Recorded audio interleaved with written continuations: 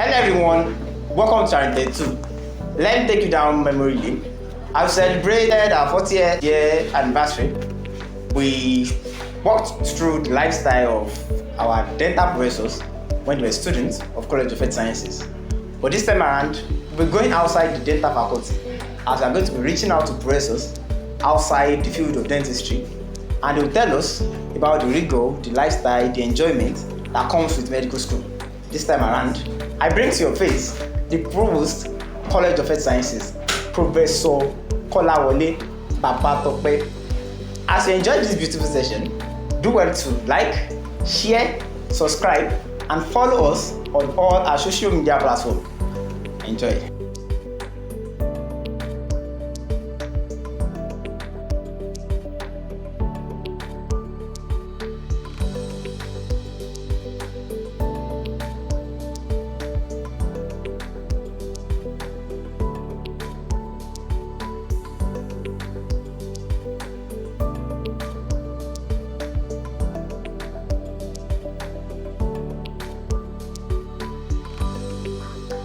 Hi, my name is Babtope. I'm the editor-in-chief of Channel 32, and I have here with me. So on today's episode, we'll be interviewing our distinguished provost, Professor Kolawole Babatope. Join me as I welcome him. Welcome, sir. Thank you very much. You're welcome, sir. Thank you. It's a privilege for us to have you on our program. On the previous session of the program that I'm sure that every one of us enjoyed, we've had distinguished individuals like Professor Murenke and Professor Bamshi as well, where they discussed the rigor of being an undergraduate and how they were able to scale through, how they were able to achieve the state that they've achieved here. But today we are going bigger, we are going special, and we have our distinguished provost on our program today. I'll be asking questions on how was able to survive the rigor of being an undergraduate. So, sir, my first question is like that. Generally, what was undergraduate days like for you? Well, was it so smooth? There was no stress at all? Well, thank you very much. Undergraduate days here in Ibadan was a mixed bag of different feelings. But looking back now, I would say those were really great and exciting days. I came into the university, then it was called University of Ife in 1983 as a graduate to study medicine. But my own kind of student was a little bit different because I'd practically grown up also on the premises of this university. I had a very early education there in Ife campus because my parents were living and working here on campus at that time. So it wasn't anything, it wasn't a new experience, that was it anything. The transition was not remarkable for me. However, the most significant thing was that studying medicine was a new ball game entirely. Of course, part one was just smooth sailing, yeah. But on arriving as a part two student, I remember it was such a big departure from the lifestyle I was used to. I mean, now you just have to, the volume of what you are taught and what you are expected to learn was so enormous, and you just have to keep pace with the rapidly, in fact, I can call it rapid bombardment with information on a daily basis, endless. And it was quite tasking too. You arrived in class 8 a.m. in the morning, and then you are there till almost the entire day. The only respite you have was maybe during lunch hour, and then in our part one we use it, university cafeteria, but that was phased out, and then we now had to use for lunch. We had to go to the new hookahs we have it now, so we walk all the way and then back for the section of for practicals and things like that. And then you had to go through the rigor of tests, examination, and the looming threat of being withdrawn from the university, repeating, because the program also changed then from the 7-year program to the 6-year program. And they said that for us that came in 1982, they had a traumatic experience after their part 2. Some of them, quite a number of them, were asked to withdraw. And that was like, that created a lot of fear and tension in those people coming behind. So, but as we gradually navigated the preclinical years, I believe those were the toughest years, and came to the clinical years, things eased a little bit, and then, of course, along the way too, you must also combine it with not just academic life, social life, and other things like that. And then in the clinical years, we then had to go to Malaysia. We were living in town in the final year. So all was a mixed bag of both fun, pleasure, but a lot of work, a lot of studying, a lot of hard work, I must admit. Thank you. Thanks. So, as a student, there will obviously be some times when some things are a bit difficult for you, be it some courses or just adapting to how everything is going on. So I wanted to ask what were the challenges that you faced that you'd like to share with us, and how were you able to overcome them? Okay. I think in preclinics, maybe the toughest course then was anatomy. I think it has changed now. It was anatomy was very, very. It was a very, very wide subject that you had to just keep reading and reading, and I don't know. Somehow students felt maybe it was also difficult to comprehend or understand or grasp. But I think if you applied yourself to it, you will eventually navigate it. But many more people ended up feeling anatomy than any other.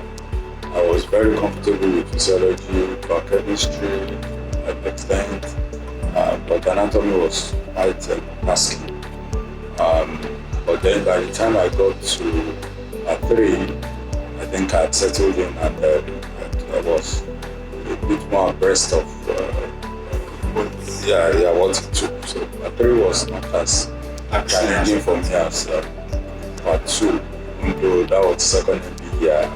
You had to work more, but not like part 2. Then the clinical years, well, it was. I think I enjoyed most of the courses. Then maybe looking back, looks like obstetric and gynecology was the most demanding of the clinical year courses that we took in part 5. That's the year 2 of the clinical year. Yes. Because I think looking back, the department wanted to make a statement then, and it's really, really tough, but we survived it. Final year was mainly medicine, surgery, and then community health. And for my final year, it wasn't, I wouldn't consider my final year really that challenging. Thank you very much, sir. When I asked my first question, I picked something. You said there was lunch hour and there was a cafeteria which phased out at some point. I want to ask that, are there clear differences between what education was like then and now? Oh, yes. There are major differences between then and now. First, I would say the learning environment has Well, it's also a mixture of both acquisition and improvement. In some areas, for instance, if you look at the classrooms, it was the same classrooms we used then too. The clinics, we were using the ADLs, and those. Looking back now, I just wonder how we went through that period. You sat on those stools, and you were there for hours. I don't think. Maybe because we were young then, we really did not see that. We did not. but the classrooms were the same. But the hostel environment has changed a lot. The hostels were much better then. Restroom facilities, the hostels, at least the living environment was much better. Light was not an issue, water was hardly ever an issue, all those things were available on the floor. Moving around campus was mainly by foot. If you don't have a car, there was hardly anything like motorbikes, then it wasn't so popular, so common like you have now. Then one thing that has also changed a lot now is the coming on board of the internet and computers. Then there was nothing like phone. Couldn't phone anybody. Talk much less of having a handset. There was no landline in the hostel or anywhere. If you wanted to use a landline, you have to go to United in town and things like that. Now you can pick your phone and dial and call anybody. You can download materials. There was nothing like downloading. There was no internet. So see that it's the hard copy of the books that you read and your notes. You had no access to any online material. Television was also, if you wanted to watch a movie, you go to the now you can watch movies on your phone and things like that. So that was a major difference. So the distraction of social media was nothing like social media. So as a follow-up question to that, in terms of quality, do you think the quality of education has improved now or has declined? Quality? Yes. Well, how do we measure the quality of education? Quality of education is determined by the what you put in and the output. And I think a major reflection of that is when you graduate, students begin to practice internship. Yeah. In terms of what we learned and your confidence and your ability to practice medicine or dentistry or whatever you learned in school, I think it was greater then because during our job here, we got trusted with many things that I don't think it's happening right now. But in terms of the knowledge, of course, knowledge base has expanded. I was telling my students in class only this morning when I was teaching them management of diabetes, final year students, that when I was a student, there was we were taught just 3 drugs that was available then for treating diabetes. Either you use the sulfonylurea, or you use metformin, or you use the alpha-glucosidase inhibitor. So now we have several options, or close to 15 options now. Students have to learn these things. So there has been a lot of increase in knowledge, advancement in many areas, but that is also accompanied by resources have also increased for learning. And now also a lot of students are passing with distinctions. It was not common then because of the way students were graded. Distinctions was a rare thing. Now a lot of students have distinction in almost all the courses they do in the year. So if you look at it in that respect, you say, well, there's a lot of improvement and advancement in many areas too. whereas also in some areas there's depreciation and things like that. One other area that I noticed that is a lot rampant now is people now talk of a lot of stress and the responsibility of students to tolerate stress. Before you anything, they say it's affecting their mental. There was nothing like that. You are bombarded and you absorbed all the stress. Now a little stress and students are already going over the edge and then losing it. That was not, it was a very unusual occurrence then. So those are the differences between then and now. Right. Thank you very much, sir. Okay. So we just concluded endocrinology, physiology. Okay. And while it's fascinating, While? it's fascinating. Oh, fascinating. But it's also a lot, and it's just the tip of the iceberg for us because we're still in junior class. So I just wanted to ask, what made you go into your area of specialization? Okay, into endocrinology. Yes, sir. That's a very good question. It's a combination of factors. My going through medical school and internship, I did my aspirantship there too. I think I was so much engrossed and excited my courses in internal medicine. Internal medicine afforded you, there was a little bit of an academic bent to it. You could read around the disease, discuss it widely, come up with a lot of discussion on differentials. The potential was there to explore many areas, and in the process, you engaged your thinking mind. This is there, this is not there, so you knock off this differential. It was just exciting. If you have a surgical patient, the signs and symptoms are there.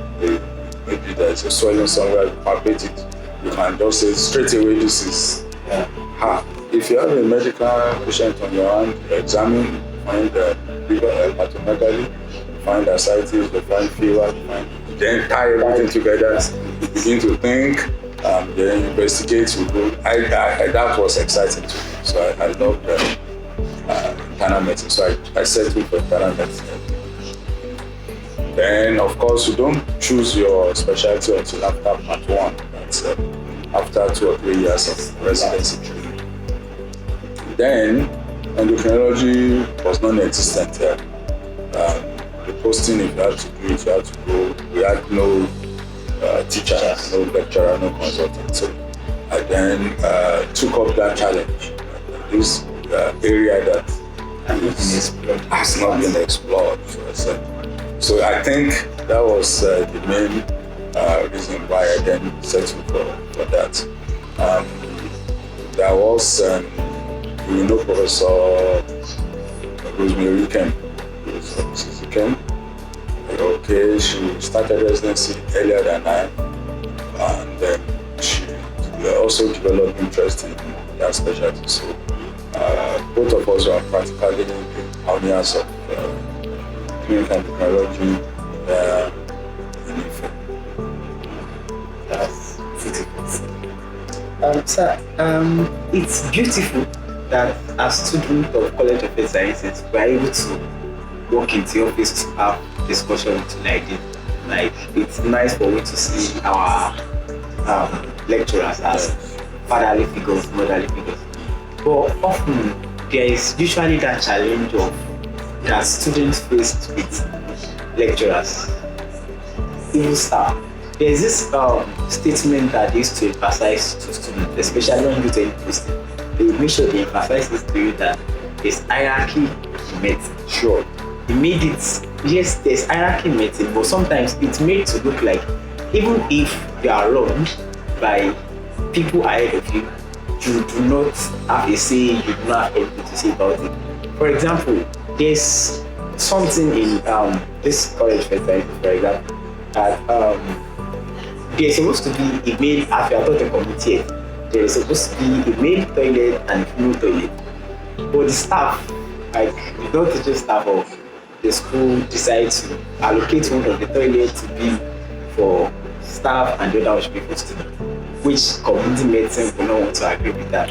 But there's nobody that can question them because they are staff. So in such situation, I don't know if such situation existed when you're a student. If you have challenge with people ahead of you, staff, teaching staff, non-teaching staff, what route do you think one can go through to sort it out? Well, this is an interesting area. Truly, there is hierarchy, but not just in medicine. It's in law too. It's in even in engineering. They also you defer to your seniors. In fact, when you graduate and you are being inducted into the dental or medical profession, you soar to what we call the Hippocratic Oath. And one of it is that forever in the practice you honor and respect your teachers as well, your seniors, also so it's understandable. However, you should also understand that in our own environment too, cultural influences also play out in this matter. Where a lot of societies a lot patriarchal and we defer to age a lot, especially also in the context of our own culture. We respect those that are ahead of it. And without doubt, even though it's not an appetite, there is a dichotomy. For instance, as a student, this was the office of the dean. I can't remember ever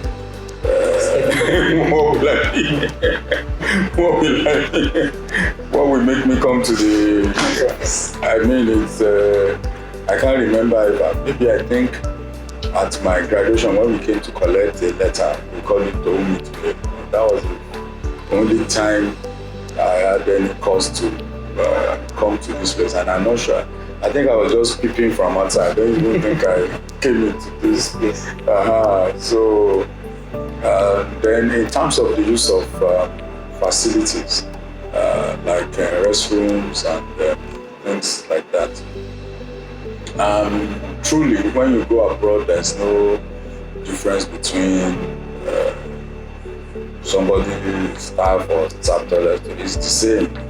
Just they say this one is male or female, but that's also a completely different environment. The truth must be told. I don't know how many times since becoming provost about to undertake repair works in student restroom. It's always one trouble or the other. It's either the flush handle, it's either the lock, the plumbing, and it's just a factor of the way we use things, and nobody is held responsible for anything. So we had to then sometimes lock the facility so that we can know those who are going into it. But imagine if you left everything for everybody and everybody had the same access, then the staff will be deprived of a comfortable use of that facility because a lot of people don't even take good care of the place and doing it with them. So that's why it's at times it becomes necessary to segregate to use. But again, I think in terms of access, staff are far more accessible now to students than they used to be. In fact, to gain direct access to university officials or the college officials or faculty officials then it was not an everyday thing. Now you can walk into a lecturer's office with ease and things like that, but I think that has improved a lot. Yeah, Thank you very much. So was there ever a time when, like, both as a student, when you were graduate students throughout your residency program, throughout your journey, your success in life, that you ever thought that you wanted to pivot, change your career path, just with this route you're going through? I can't remember. I've never had that kind of experience that I wanted to. No, I can't ever remember because, well, in fact, I couldn't wait to become a doctor as a student. We were all looking forward to it. And I think that was even the motivating factor that drove many of them. Then students were very, they took studies very seriously. People went beyond, over and beyond the limits to make sure that they are not found wanting in any. I don't know whether they still do it. We used to call something, they would call it percussion. That students would be. It used to be fun then. I remember in the Remigi, when we were living in the Remigi hostel, we were doing clinical postings. In the evening, somebody will volunteer, you all participate, you all present. It was, we held spontaneously seminars and discussions amongst each other without anybody's prompting. I never had that experience of wanting to change my career path. And when I became a doctor, I loved my practice, I loved medicine so much. I never contemplated it, not for once. That sounds beautiful. So as an undergraduate, was there at any point when you ventured into the relationship? And if yes, did it affect your academic performance? And what would you suggest? Would you advise that students maybe towards the end of your relationship, having friends, having cousins, friends that you intend? Probably that you intend to marry. I was very young when I came to the university. I hardly knew my left from my right. I was a very young person. And at my graduation, I was 21. So it wasn't even, it was not my, exactly, not, I didn't even, it wasn't my goal at all. My goal was my study and being with my friends. I had a lot of friends, male, female friends. We was together and things like that. But having somebody who is maybe what they call a fiancé or I never had anything like that. I was a triangular, straightforward, straight student. It's funny to you. No, it's not funny at all. No, I didn't have that kind of, no, I didn't. So talk much less, it affecting my academic stuff. Wonderful, sir. So, sir, knowing what you do now, Yes. Let's say an imaginary instance where you wake up and you find out that you are back in year one. I don't want to go through that experience again. I don't want to go through medical school again. Yes, go on. What would you do differently, or what would you advise someone to do differently based on what you know now, the knowledge you have now, and the experiences? Yeah. What would you advise? Okay. What will I do differently? Because if that's personal to me, so I may not be an advice for another person, because it's me and another person's experience may be completely different. For me, looking back now to my medical school years and part one, I think the only thing what I did not do then that I believe I missed and I would have loved to do, I hope you understand, is that it was, I think, during my residency program that I gave my life to Jesus in 1994. I wish I had done that when I was in school. I never for once attended any church service or a fellowship. Okay, I think sometime in my maybe at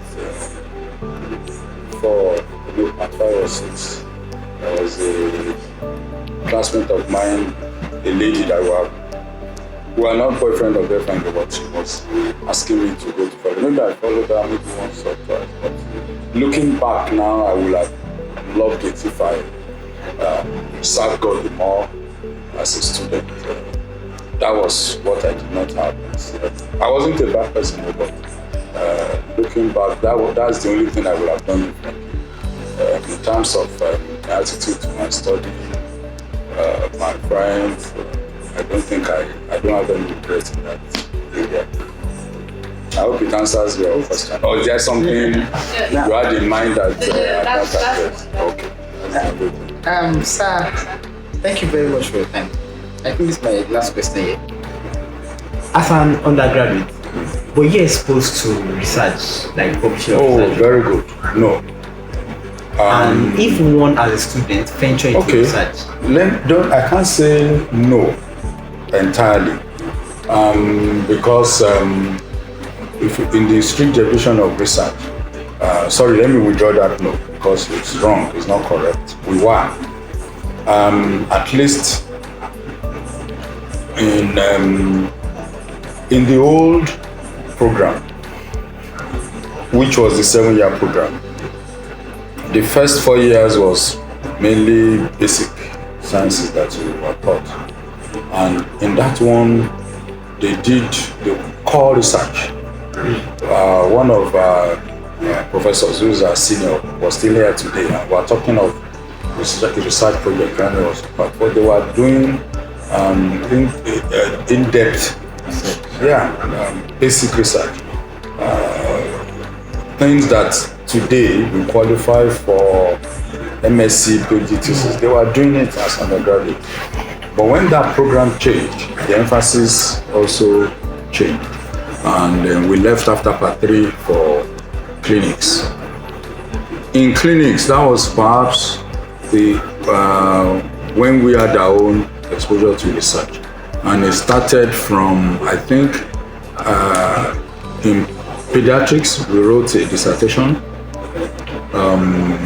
You identify a case or cases on the ward. You will write it up, do a literature review, and discuss the case and highlight that's research. No matter how rudimentary it is even reporting a case. In mental health, I don't know whether you still do it. We also did the same. This was part 5 level. In part 6, in community health, I think they still did it today. I think they still do it today in medical students, whether in part 6. Then we did, it wasn't individual, we did like a group. I don't know whether that's still what they do. I think there were maybe 3 or 4 of us in that group, and we went to do a community survey of a village on the way to Ondo there. I forgot the name of the village. When you are going to Ondo, you take a right turn and you go far inside. And we went through all the stages of even getting consent. Our supervisor then was the late Professor Jinodu. The department had a bus then that we went there as often as we had to. We took consent from the village head.